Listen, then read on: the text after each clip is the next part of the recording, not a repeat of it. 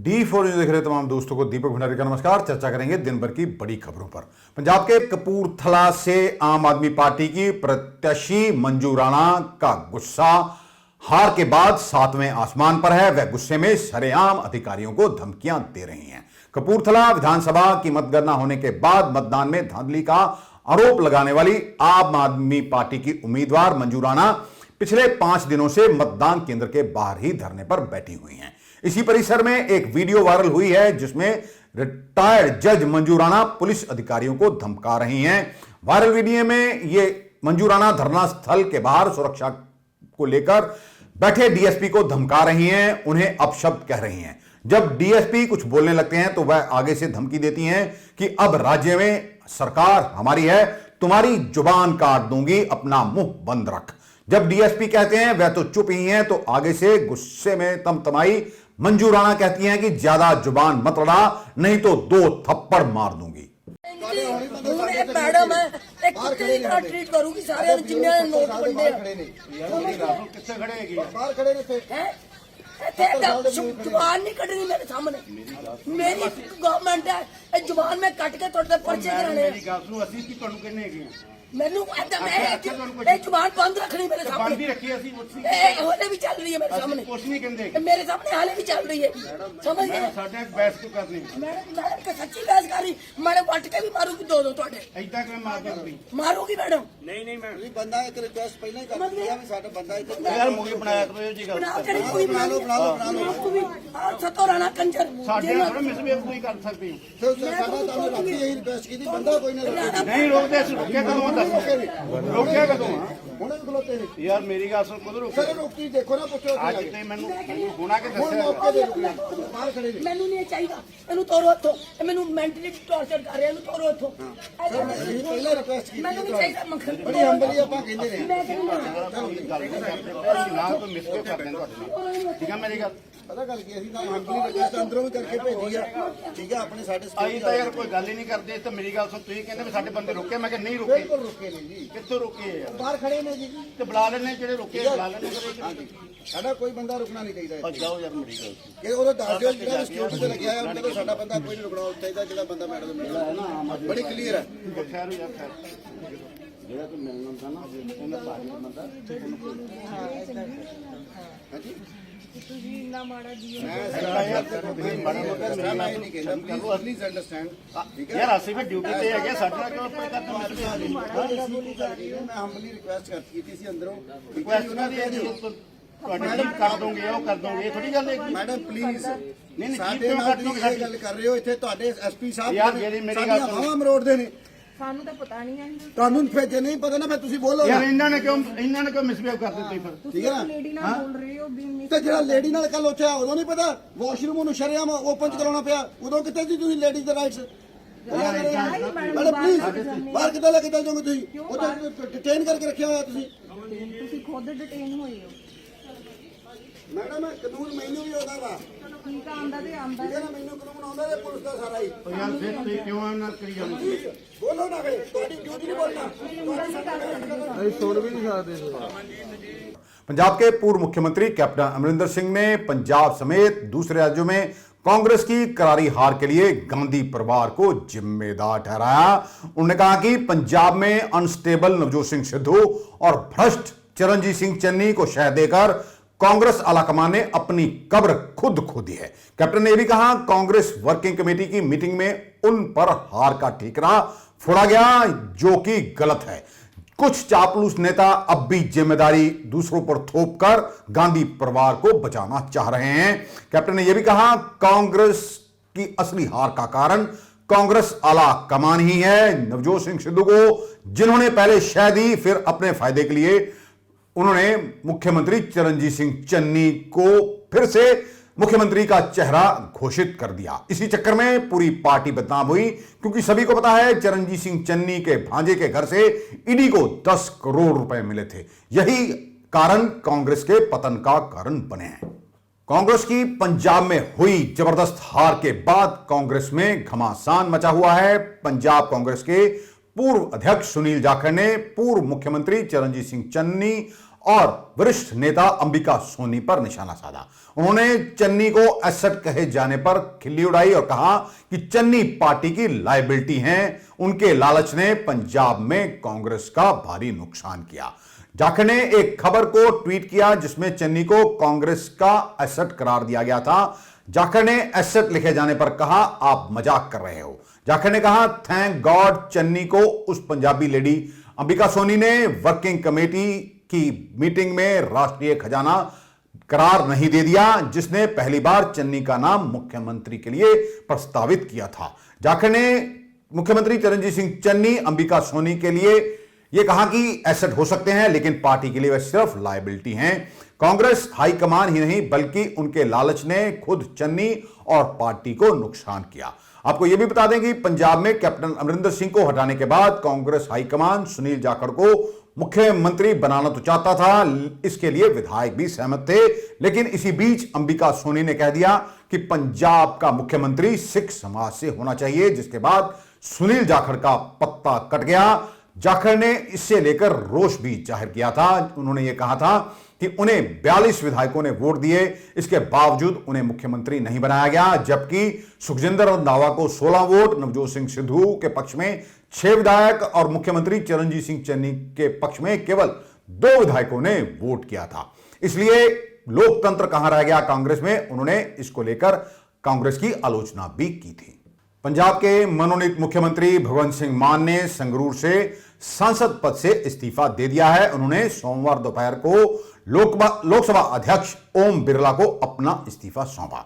पंजाब विधानसभा चुनाव में आम आदमी पार्टी की जीत के बाद अब भगवंत सिंह मान 16 मार्च को राज्य के मुख्यमंत्री के तौर पर शपथ ले रहे हैं।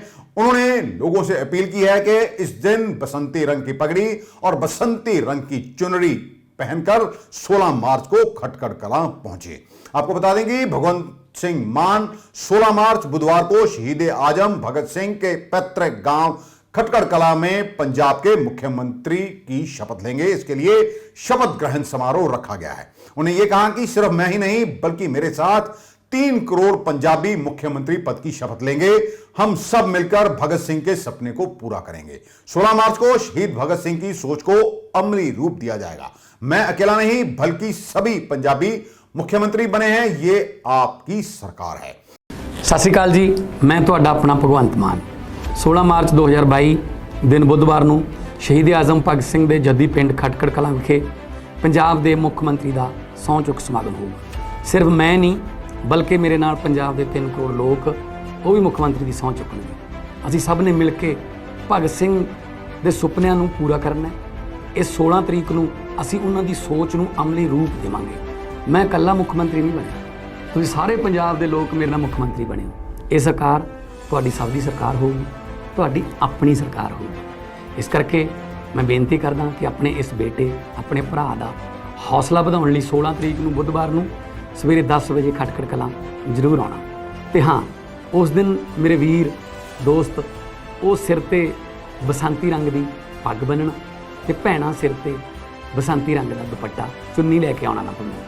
ਖਟਕੜ ਕਲਾਂ ਨੂੰ ਉਸ ਦਿਨ ਆਪਾਂ ਬਸੰਤੀ ਰੰਗ ਦੇ ਵਿੱਚ ਰੰਗ ਦਿਆਂਗੇ। ਮੈਂ ਤੁਹਾਡਾ ਸਾਰਿਆਂ ਦਾ ਬੇਸਬਰੀ ਨਾਲ ਇੰਤਜ਼ਾਰ ਕਰਾਂਗਾ। ਇਨਕਲਾਬ जिंदाबाद।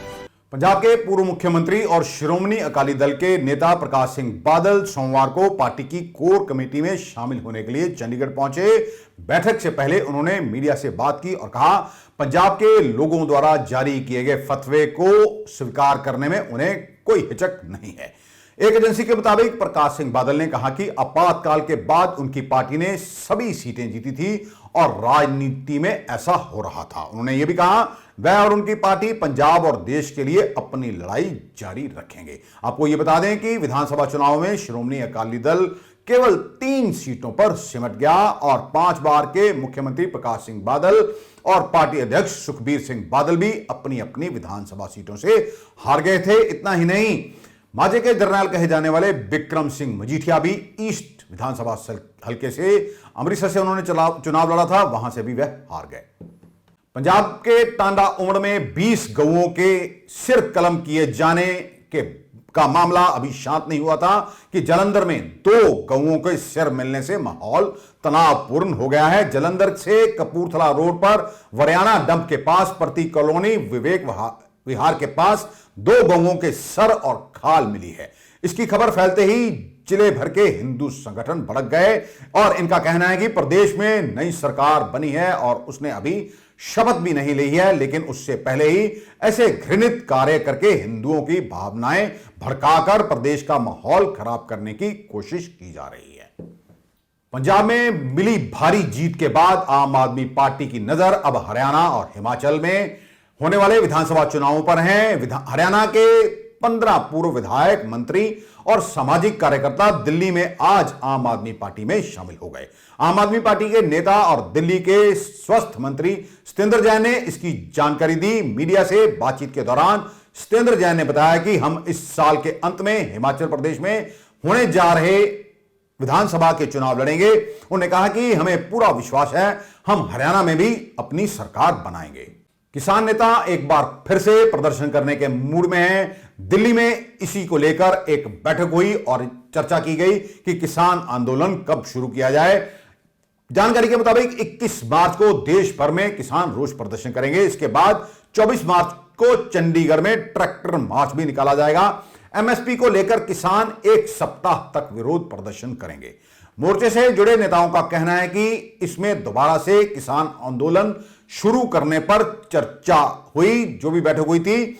हालांकि पंजाब और यूपी में विधानसभा चुनाव के बाद संयुक्त किसान मोर्चा से जुड़े करीब दर्जन भर किसान संगठन अब संघर्ष से किनारा करते नजर आ रहे हैं। वहीं भारतीय किसान यूनियन के राष्ट्रीय प्रवक्ता राकेश टिकैत ने कहा कि वह संयुक्त मोर्चा के साथ हैं। भाजपा नेता उमा भारती की एक वीडियो वायरल हो रही है जिसमें वह पत्थर उठाकर एक शराब की दुकान पर फेंक रही हैं।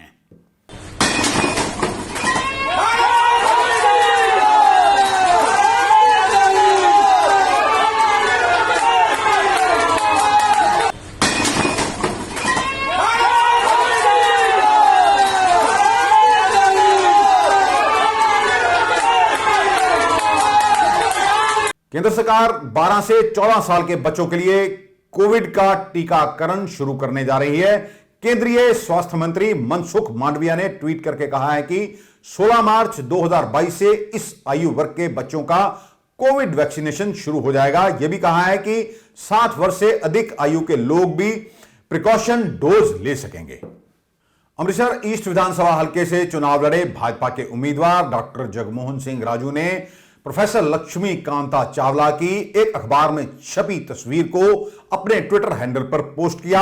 इस तस्वीर में वह आम आदमी पार्टी के संयोजक अरविंद केजरीवाल और पंजाब के होने वाले मुख्यमंत्री भगवंत सिंह मान के साथ दिखाई दे रहे हैं। उनके साथ डॉक्टर राकेश शर्मा और उनकी बहन माला चावला भी दिखाई दे रही हैं। उन्होंने ट्वीट करके लिखा है, खतरा विद्रोहियों से नहीं बल्कि द्रोहियों से होता है। आपको बता दें कि राजू ने विधानसभा चुनाव लड़ने के लिए आईएएस के पद से इस्तीफा दे दिया था।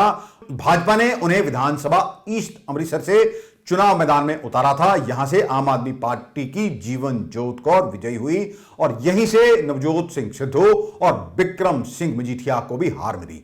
डॉक्टर जगमोहन राजू चौथे नंबर पर रहे थे।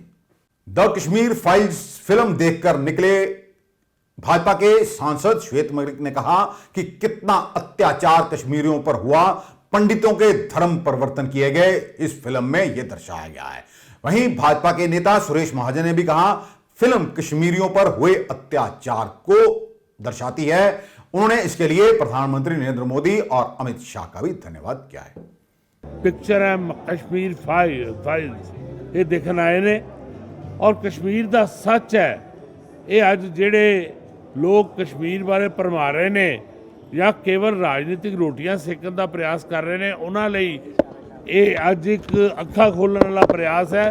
और मैं धन्नवादी हाँ प्रधानमंत्री नरेंद्र मोदी जी का, धन्नवादी हाँ गृह मंत्री अमित शाह जी का कि जिन्हों के नेतृत्व के विच अज सही मैने कश्मीर आज़ाद होया और कश्मीरी जो विघटनकारी पृथकतावादी जो आतंकवाद को प्रोत्साहित करने वाली धारा 370 और 35 है, जो इस सारी फिल्म में दिखाया गया कि कितना बड़ा अत्याचार कश्मीरी पंडितां ते होया और भारतीय जिहड़े ਜਿਹੜੇ ਭਾਰਤੀ ਰਾਸ਼ਟਰੀयता ਦੇ ਨਾਰੇ ਲਾਉਂਦੇ ਸੀ, ਰਾਸ਼ਟਰ ਭਗਤ ਸੀ, ਉਹਨਾਂ ਦੇ ਉੱਤੇ ਜੋ ਇਹ ਹਮਲਾ ਹੋਇਆ ਔਰ ਕਿਸ ਤਰ੍ਹਾਂ ਕਸ਼ਮੀਰ ਦੀ ਪ੍ਰਿਸ਼ਠਭੂਮੀ ਸੀ ਕਿ ਰਿਸ਼ੀ ਕਸ਼ਯਪ ਦੁਆਰਾ ਵਸਾਇਆ ਗਿਆ ਕਸ਼ਮੀਰ ਔਰ ਸ਼ੰਕਰਾਚਾਰਿਆ ਜੀ ਇੱਥੇ ਵਿਸ਼ੇਸ਼ ਰੂਪ ਵਿੱਚ ਪਧਾਰੇ ਕਸ਼ਮੀਰ ਦੇ ਵਿੱਚ ਤਪੱਸਿਆ ਕਰਨ ਲਈ।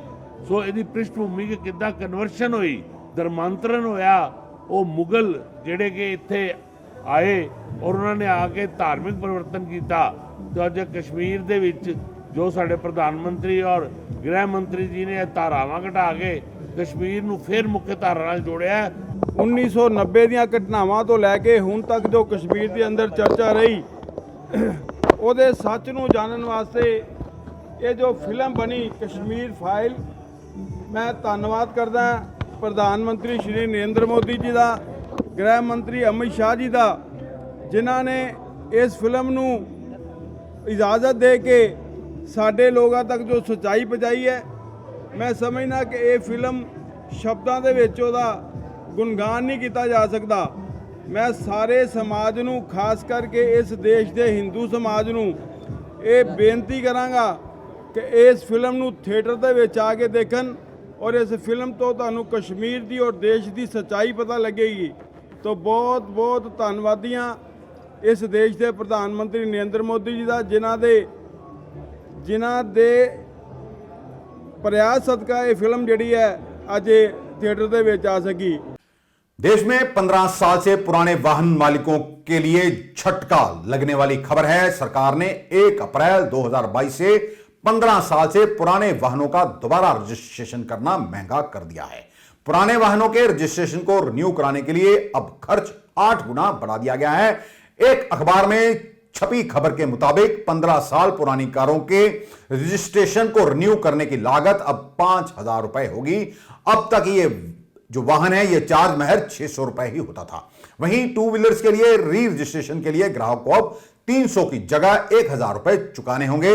इसी तरह इंपोर्टेड कारों के लिए यह खर्च 15,000 की जगह 40,000 कर दिया गया है। री रजिस्ट्रेशन से जुड़ी नीति में जुर्माने की रकम को भी बढ़ा दिया गया है। अब प्राइवेट व्हीकल के री रजिस्ट्रेशन में देरी करने पर हर महीने 300 रुपए का जुर्माना लिया जाएगा।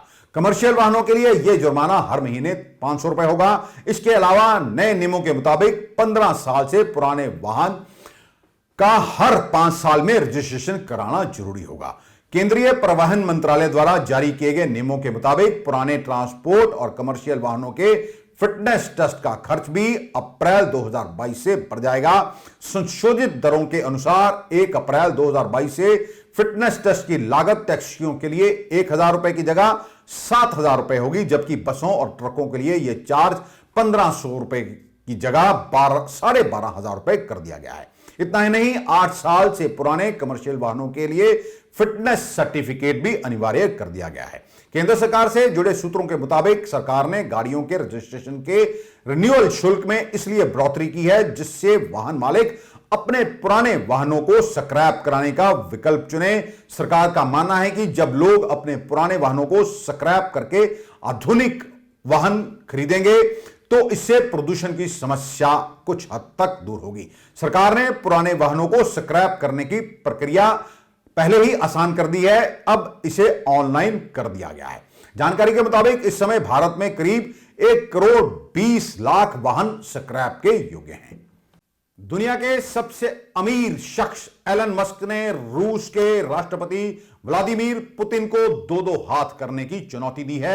एलन मस्क ने ट्वीट कर कहा कि इस सिंगल मुकाबले में दांव लगेगा यूक्रेन पर। बता दें कि यूक्रेन पर रूसी अटैक के बाद से ही एलन मस्क लगातार पुतिन पर हमलावर हैं। यही नहीं, उन्होंने यूक्रेन की मदद के लिए अपनी सैटेलाइट स्टारलिंक के इस्तेमाल की भी इजाजत दी है। हालांकि यह पहली बार है कि उन्होंने पुतिन को मुकाबले के लिए ललकारा। सोमवार को एलन मस्क ने ट्वीट कर लिखा, मैं व्लादिमीर पुतिन को सिंगल कॉम्बैट यानी कि युद्ध के लिए चुनौती देता हूं और दांव है यूक्रेन। आज के लिए बस इतना ही। कल आपके समक्ष फिर हाजिर होंगे, तब तक के लिए नमस्कार।